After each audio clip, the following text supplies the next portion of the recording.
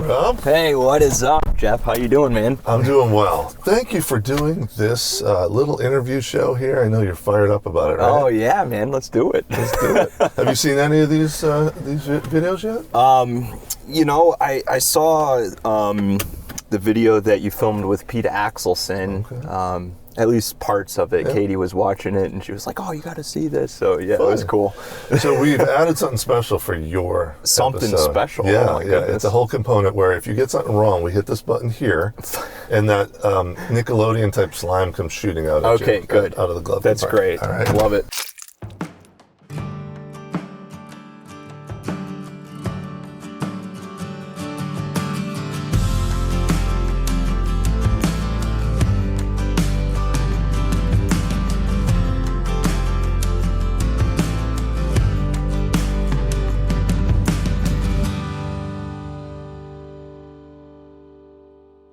All right, why don't you introduce yourself and where you currently minister?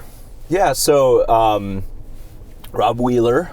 I'm the pastor at Osterville Baptist Church right here in Main Street in Osterville. The church has been here for over 180 years, which still to this day, I'm from the Midwest, and I didn't realize churches could exist that long, you know? Right. But it's a beautiful church. We have just loved our time here. We've been here for 12 years now. Oh, so wonderful. Yeah. What's your main responsibilities? So, as the lead pastor, I oversee the mission and vision of the church, along with our council of elders. I'm the primary teacher of the church. Mm-hmm. We preach through books of the Bible and sermon series every Sunday. And, just responsible for the mission, which is the Great Commission. Mm-hmm. Go and make disciples, see people here in the Northeast reach for Christ. That's our goal. Nice. Yeah. It is a beautiful location, smack dab in the middle of Osterville, right there. I mean, picturesque New England, white steeple church. I love it. Do you have any challenges, or what's a good and bad side of being right there in the middle? Sure. The good side is, I know a lot of churches today would give their left arm for a location like that. It's really connected with the community. It's right at the center of the village. Yeah. We actually, I think, have for years underutilized that connection that we have with the community. Mm-hmm. And we're very much looking forward to capitalizing upon that connection. Maybe one of the challenges is a lot of people think Osterville, affluent, maybe I wouldn't have a place in a church like that because I don't come from that cross section. But if you came to Osterville Baptist on a Sunday morning, we're all mid-capers. I would say, there are some people with means, and there's people who, they come from much humbler backgrounds. Sure. And we all make that beautiful body of Christ together on a Sunday morning. It's a great church in that regard. Very diverse, very different. I love it. Yeah. Now, you started as the youth minister at OBC. Yep. And that's actually where we started connecting together. When I was running the youth ministry, we'd do some things together. Yep. Good times. It was good times. It's always crazy times with teenagers. But it's a pretty normal path for people to take to go from youth minister to head pastor, but not typically in the same church, right? Mm-hmm. How you found that to be true? What did Jesus say? The prophet's without honor in the hometown, right? Yeah. So sometimes people kind of have a hard time separating a person from this position, moving into the next. There was some of that, but God was really good, and we have just a great church that values young leadership. Nice. I'm the second pastor in a row who started at the age of 30 leading the church. Wow. And it's been really great in terms of the church having a vision like that, developing young leadership, watching young leadership grow up, giving me freedom to kind of exercise some of my youthful vision.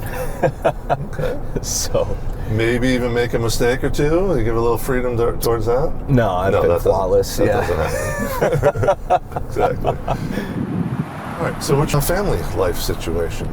Okay. So I'm married. We were married back in 2006. Katie is my wife. She's awesome. She's definitely like the power player in the relationship. She brings all the good qualities, all that good stuff. Normally at this point I'd say, no, you're a great guy, but no, I know Katie. Yeah, you're right. I agree. And I always joke with her, I thought she crushed it when we first got married, and I realized I crushed it when I turned about 28, so. That's funny. The humility kicks in finally. Very humble, yeah. We have 3 kids. My oldest, her name's Alexia, middle son named Zach, and a youngest son named Isaac, who everybody knows as Bear. I was going to say, I don't recognize any of those names because, Alexia? Yep. Yep, Lexi, Bubby, and Bear are fun. the kid names. Yep. I know parenting is always a challenge. It always has been, but what would you say is you and Katie find as kind of a real hardship or a challenge in parenting these days? Yeah, I think the biggest challenge in parenting, personally speaking, is the early years. I'm just going to be honest, you've really got to pour in the energy in the early years to teach kids to kind of respect their parents, love their parents, obey their parents. And in my opinion, it's gotten a lot easier once those things were instilled in the early years. If you're talking about kind of present challenges. Yeah, maybe with today's society. Yeah, with today's society. There's a lot of challenges. There's a lot of things where, as a parent, I think now more than ever, we need to be proactive in terms of kind of the media content that kids are being exposed to. Being highly intentional with leadership and direction with them, to think like a Christian in today's world. Why do we do things differently than other people? Those types of things. As Christians? As Christians. But at the same time, not trying to disciple my kid to be afraid of people or against people, but to really see God's placed us here. It's a privilege, and He's called us to love people around us. But at the same time, He's also called us to be holy in His people and to live our lives for Him. I'll tell you look at the Bible, Daniel had to do it in Babylon. There's a lot of examples where culture kind of ran askew from what we'd consider the biblical norms, and that's okay. We can do it. Do it. Rely on God and do the best we can, really. It is tricky. Obviously I'm a parent as well, and just the phone, how much of the movies, everybody's into these movies, these superhero movies. Does that mean my kids should be, or does that mean, they can, but only to some level? There's so much that I have a hard time figuring out. That's why I'm asking you. It makes me laugh, though, because, everyone's kind of like, oh, they'll miss out on this or that. It's like our kids don't care one iota about the movies we watched back in the day, and their kids aren't going to care about what they watch today. What are they really missing out on? I don't know. That's a good point. Fine. Okay, how long have you lived on Cape Cod? Yeah, so I've lived here for 12 years, 2010. Okay. You like it? It's awesome. Yeah? Yeah, it's great. I love New England too, so. What's your favorite part about the Cape, or do you have a favorite restaurant, something like that? My favorite part of the Cape is actually just the feel of the Cape, like how I came from, city centers. I was a south suburb in Chicago. I grew up in that kind of place, and the Cape is just beautiful. It's just a relaxing, thriving place to me. I love it for that reason. I love the water. My family used to always vacation towards beach destinations. And I thought I was disobeying God somehow, because I thought we were going to be missionaries when we first moved out here. And I'm like, wait, he's calling me to go live next to the beach and get to go fishing all the time. And okay, Lord, twist my arm. Yeah, I don't know. I thought we had to suffer for Jesus. What is this? But the thing that you come to realize when you move to the Cape is it's really an unreached place. It's an unreached part of the world, or this nation at least. And, God needs people here to reach this place. Do you ever have an occasion to meet up with other pastors? Yep. What's that look like? So, I've definitely participated with the Glory of God. On Cape Cod, it's a pastor prayer meeting that meets on Wednesdays once a month, Dr. Mamdouh Riyad's house. Been more frequent as of late to that. I've had just individualized relationships with pastors where we'll connect and grab a lunch, a breakfast. A lot of my pastoral interactions, though, are through my denominational affiliation. Okay. So I'm a part of Converge Northeast, and I've made really strong connections with, pastors from Connecticut, and Mass, and Rhode Island. And, are there any other churches on Cape that are connected with that? Yeah, there's other Converge churches on the Cape. Okay. Yeah. And how about your church? Do you, as a church body, ever connect with other churches? Do you do ministries together, anything like that? Yeah, we're definitely desiring to head more in that direction. Ben Feldot and Doug Scalisi put together the Thrive Cape Cod conference that happens every year in March, and we went to it this year.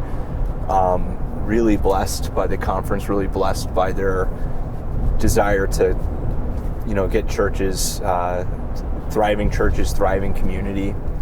Love the fact that there's a growing desire to unify around that with churches.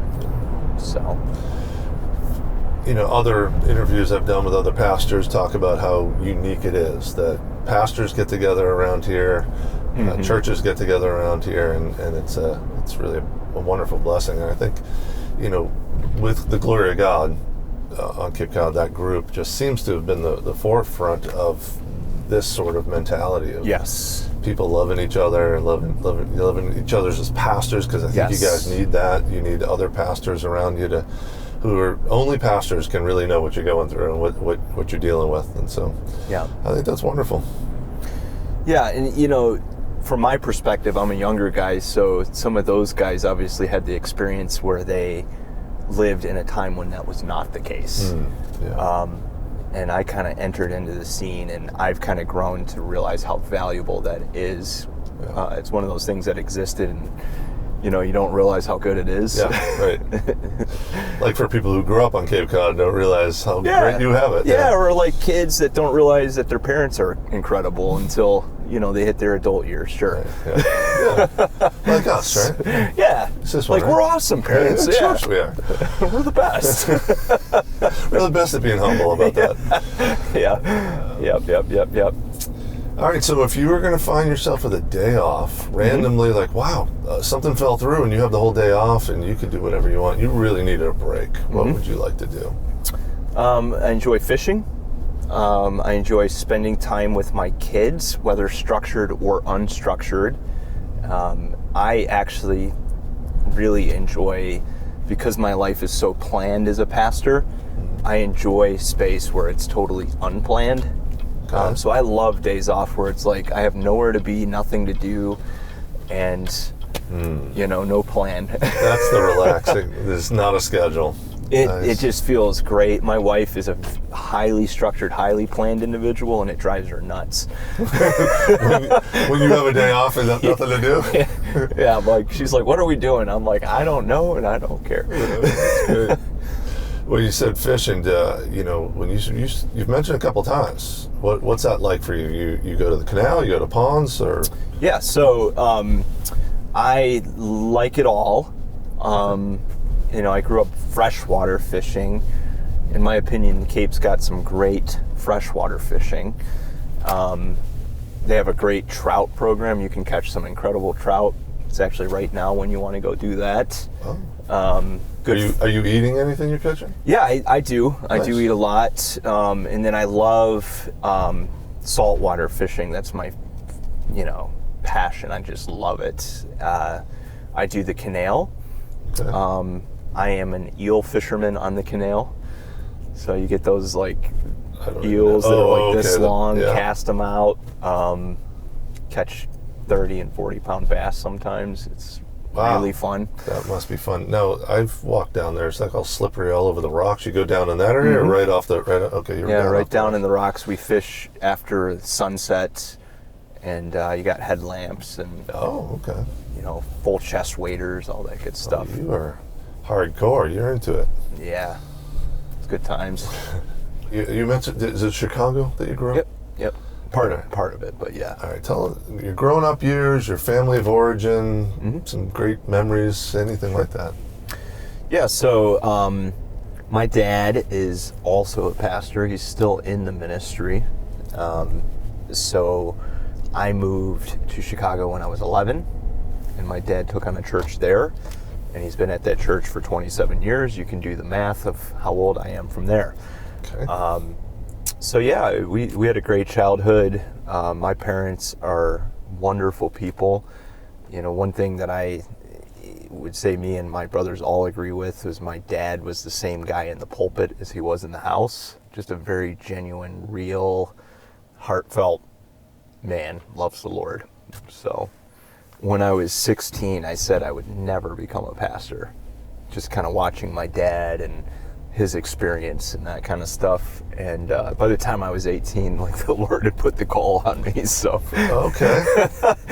so it's yes, Lord, I am willing to go to Africa and other places. I would just prefer not to right now. Okay. So yeah, there was some of that pastor-kid dynamic where I think each one of us went through a faith crisis. I have two brothers. I came to a committed relationship with the Lord when I was 18, and that was really when both that and my call went hand in hand together. What did you do as a kid? You do sports or? Yeah, I was a swimmer back in the day when you wore Speedos. So I was there too, yeah. yeah, I mean, no one imagined that or anything, No, but please. I started swimming when I was a freshman in high school. Okay. And I had never jumped in a pool other than just to play with friends in a backyard or something. And by our second year, I had just accelerated in the sport. For whatever reason, me and the water made sense together at that time. Okay. Broke, through my high school career, most of our school's pool records. And Fun. just loved the sport, intended to go and swim for college, and just decided not to. Just nope. No particular reason. Just said no. I mean, there's a backstory to it, but really, what happened when I was 18 is I just didn't think I wanted to go to college, so I kind of dropped out of everything. I went and worked for UPS at 3 a.m. in the morning. 6 months later, I realized I probably should do some college because I didn't want to do that for the rest of my life. And that simultaneously came with when I kind of turned back to the Lord and started walking with Him. And my whole reason for going to college was totally different at that point. So. When you think back on your childhood, overall good experiences, good memories. Yeah, absolutely. Nice. Yep. That's a good thing. That's not everybody's story. No, like I said, we were blessed. Yeah. I mean, a mom and dad who love you and care for you is from the Lord, and you just don't have any understanding of how priceless that is until you get old enough and gain some wisdom. Absolutely. What is a concise way you would share the gospel with somebody? Sure. I mean, I like to frame the gospel with, like, the core of the gospel with 4 words. He died, well, 5 words. He died in my place. Mm-hmm. You know, he died in my place. And when I go up to someone and I talk to them about the gospel, one, we're going to have a conversation to help them understand that they have a sin problem. You and I are a sinner. I love those verses in Romans that talk about, you know, all of sin fallen short of the glory of God. The wages of sin is death. A lot of people don't kind of connect the dots with, well, you know, I have sin in my life, but I'm not a bad person. And you know what the Bible tells us is, no, your sin problem separates you from God because He's holy, He's righteous, He created you. And, you know, the most sinful thing that all of us have done is not any one of those individual things. Like I've said some bad words or hated someone or whatever that is, mm-hmm. but it's that I did not honor God as my creator. And that was a reprehensible thing. You know, He made us. He created us. And, you know, Romans says, I didn't give Him thanks. I didn't acknowledge Him. So then we talk about, you know, the reality that I can't work or earn my way to God. And most world religions are built on that. It's a system of, you know, if I kind of go through this set of motions, then I'll please God. Yeah. But the Bible says you can't please God in that way.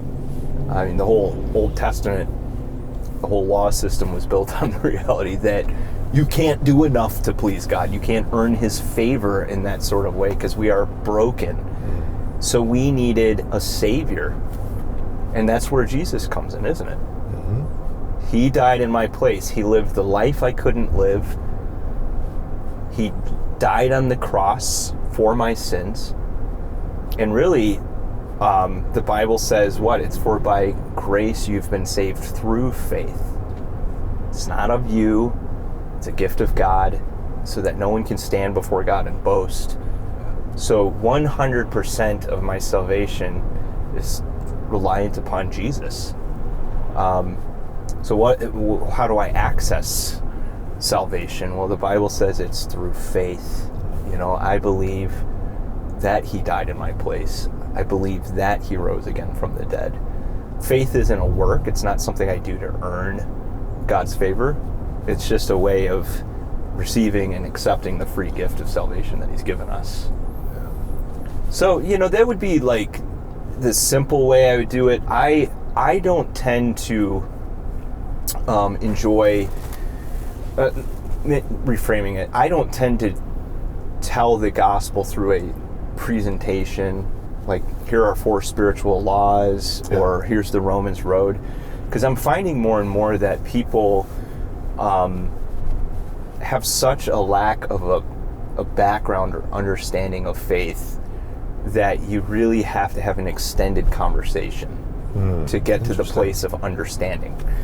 And, yeah, because there used to be in society, of course there's a God, and of course that's His word called the Bible, but I don't believe all of it. It used to, but now it seems to be the Bible, I don't believe any of it, or is there even a God? It's almost like you have to start a few steps ahead. Yeah, I mean, think about Billy Graham and his just incredible ministry. Yeah. He was talking to a generation that understood the basic concepts and terms. So when he stood up and said, you're a sinner and you need to turn to Jesus, it was people with a faith background that had either, you know, departed from their background or were exposed to it through others. They knew the common lingo. But I'm telling you, Jeff, I've sat down with lots of people. They don't know the difference between the Old Testament and the New Testament. They don't know who King David is. They don't know who Adam and Eve are. When I say a word like sin, what is that? What does it mean? Salvation, grace, all of those terms are terms that we get and we understand because we have a background with it. Yeah. So you really have to start at the foundation level, in my opinion. I never even thought of that, the difference from Billy Graham to now.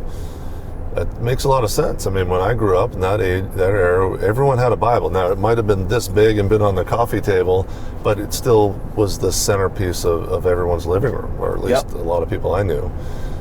Yeah. And you asked someone, are you a sinner? And they said, oh, yeah. Yeah. Maybe they struggled thinking that they needed to earn their salvation. Sure. But today, are you a sinner? What does that mean? Right. What's truth? Yeah. There is a God. Let me just tell you that. And he wants to be in a relationship with you, but your sin, which means you did something wrong, breaks that. You know, you have to, break it down like they're 2-year-olds, because how would they know? Yeah. Yeah, and you know, it's like what Paul says, you know, how can they believe unless someone preaches to them, and how can someone preach unless they are sent? So you have all these people that really, they need the church to be mobilized and intentional and willing to become good listeners and conversationalists, so that we can get to the understanding of where is this person at, and then how do I move them forward spiritually. That is a great point.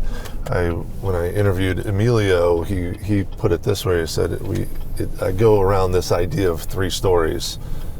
What's their story? Then I get to tell my story, which really leads into God's story. Yep. And so you've probably heard that before, but that's just that same mentality of conversational. Where are they at? What do they know? What do they need to know? Yeah. And then you can share what God's done through your own life. Yeah. Yeah, I like to tell people too, you know, and I totally agree. That is a great point. I'll probably steal that at some point. But I think one of our greatest evangelistic tools is actually our ears. You know, taking the time to listen.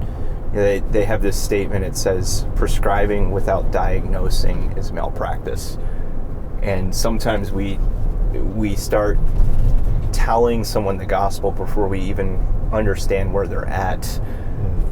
And then it's like, so if I told someone all these concepts about Jesus, but they didn't connect any of the dots because they just don't have the framework. Yeah. You know, maybe I need to, like you said, start back. Okay, this is who God is. Yeah. There is a God. Yeah. This all didn't just happen. I know you were taught that. Yeah.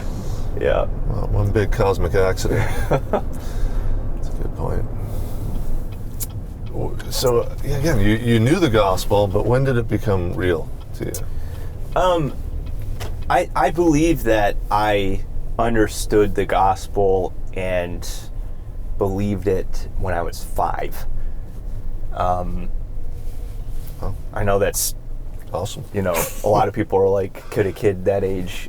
I was in a Sunday school class. There was a flannel presentation, and I knew like I was a sinner and I needed Jesus. You know, I did not, though, until I was 18, really give him my will and say, I'm not going to live for myself, I'm going to live for you. Cool. Yeah. Yeah, 5-year-old.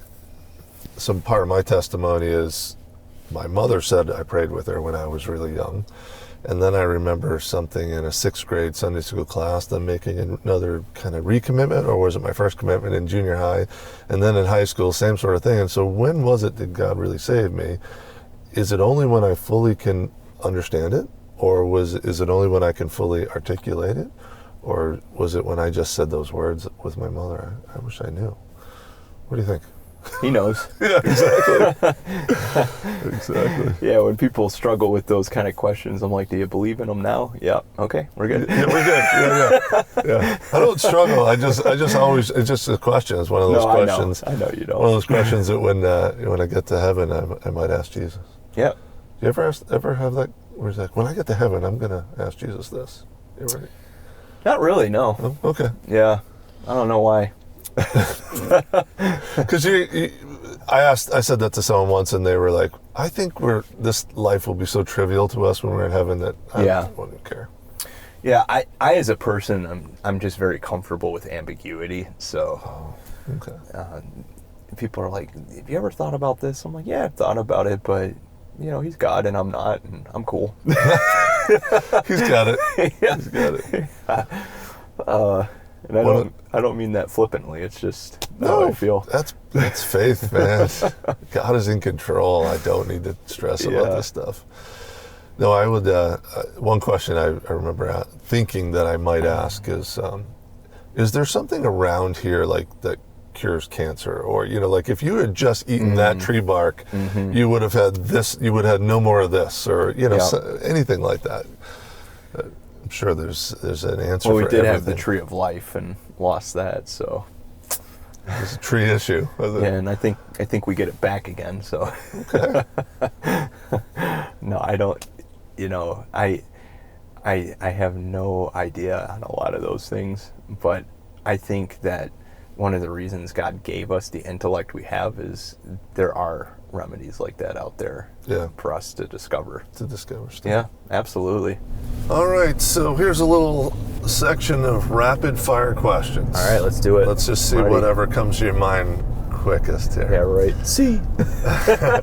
Remember, I'm going to push the button if you get it wrong. Okay. All right. What's your favorite book series? Dune. Okay, I need more context. Frank Hebert. Okay, okay. Sci-fi, nerdy. Sci-fi, nerdy stuff. Good. Yeah, I read it in college or seminary, and I loved it. So, yeah. Favorite TV or YouTube show? I'm really into TV. Maybe from childhood then. I'm really into like investing shows right now and powerlifting.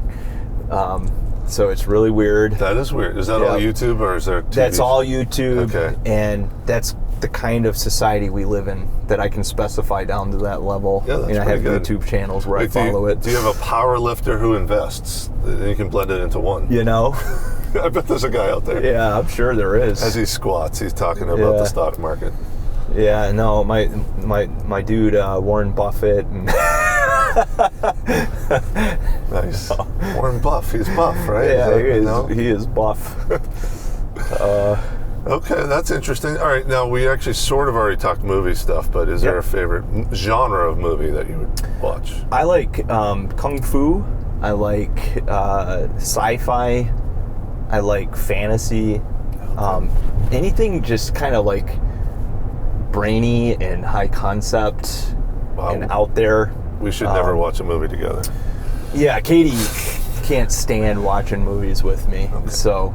Yeah, she and I probably would connect over a romantic comedy or something. Yeah, exactly. Yeah. Sci-fi. Kung Fu? Is that what you said? Like, was that... I love, like, Kung Fu movies. I watch tons of dubbed. Okay, so that's stuff. The ones where they're actually mouth moving and they said something else. Yep. Okay. Yep. I'm ashamed to admit all these things, but it's true. All right. I like that. Ashamed. So is there a guilty pleasure of any other sort that you can think of that you like? Type of... I'll tell you mine while you think of something. Okay. I like Adam Sandler. That guy just cracks me up. So anything he ever does or says, it's a bit of a guilty pleasure because they're usually not the best. Yeah. Yeah, I don't know. I mean, the only guilty pleasure is that I will sometimes binge watch a show. Oh, okay. Like if I go on vacation or something. I remember like I went through The Office. And I probably did The Office like way too quick. Let's just say that. We won't get down to real time, but stayed up too late. Yeah, yeah. I got hooked. And that's a thing that never happened in our childhood. Binge watching something. We had to wait a whole week for the next episode to come out. Man, and then you just feel like so dirty and mindless after you've done it. Like, why did I do that? I know all the scenes to this whole thing, but who cares? Really, my brain hurts. Exactly. All right, how about board game? Ever from your youth or currently? What do you like to play? I play Risk every day. I have it on my phone. Oh. And you can there's a computer simulated kind of Risk. Fun. You could play a game in about 5 to 7 minutes. I love it, so I play it all the time. I got to look that up. I used to play as a teen. Yeah. 5 to 7 minutes instead of the 5 to 7 hours we would play for. It is brutal, when you're playing it in real time. Yeah. All right. Favorite sport to play? Favorite sport to play? I don't know. Or to watch? I don't watch sports. You don't watch sports? Except for powerlifting. Okay, that's a sport. That doesn't count, does it? I don't know. Sometimes I watch Olympic swimming. Okay.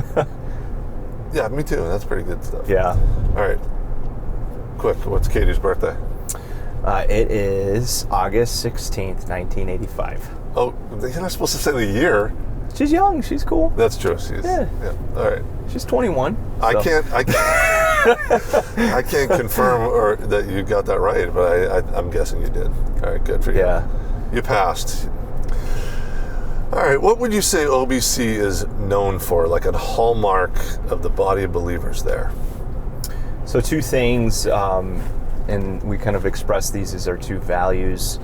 The first is we value family. We want people to come to OBC and feel known and like you're part of a family, like you're part of something that's bigger than yourself. And we also mean family in the sense of we love children and teens and young people. Nice. The second thing I would say is generosity. We have a big heart for that. We actually like to measure our effectiveness as a church in terms of how much of our resources are going outside of the walls of the church versus remaining inside. And then, we have a very deep, strong commitment to the Word. Like, it's a very Word-based, Word-centered church.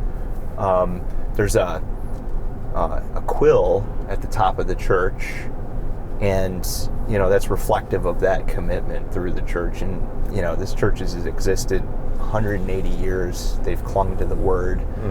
I think that's one big reason they've existed that long. Fantastic. Is there something else that you would hope to add to that list that that OBC would be known for? Yeah, we are really wanting. We have a 10-year vision, and I can express it like that. We want to be a place that's inspiring, training, and mobilizing transformative leaders. So what that means is leaders in their house, leaders at church, leaders in the community, leaders at work. We want our people to go into places and be, more than just like a good presence, but an influencer for the cause of Christ in that place.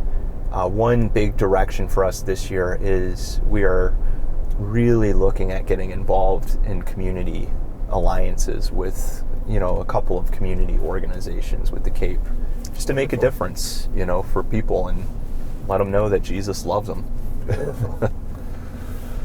I love it. Sounds great. All right, and the question I seem to always end on is, do you have any God stories? Any situation where God showed up in your life, in your ministry, that you can just share with us so we can be encouraged by? Sure.